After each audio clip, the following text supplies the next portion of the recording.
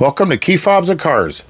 Today we'll be changing the fob batteries on our Ford Fusion, and all we'll need for this is 2 replacement batteries, CR 2025s, and I'll put a link in the description box below, and a flathead screwdriver.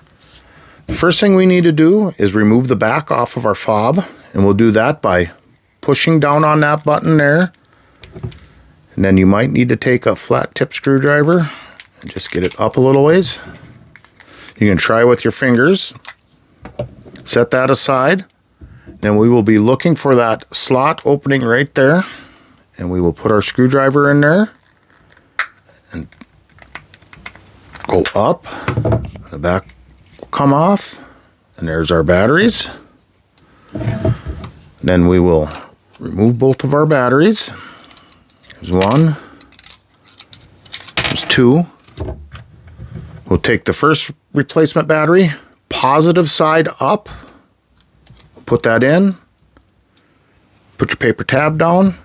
We'll take the second battery, positive side down, put that in, and then right here, there are 2 tabs.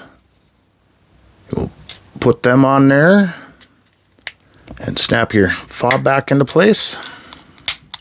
Then we'll take our cover, put that back on,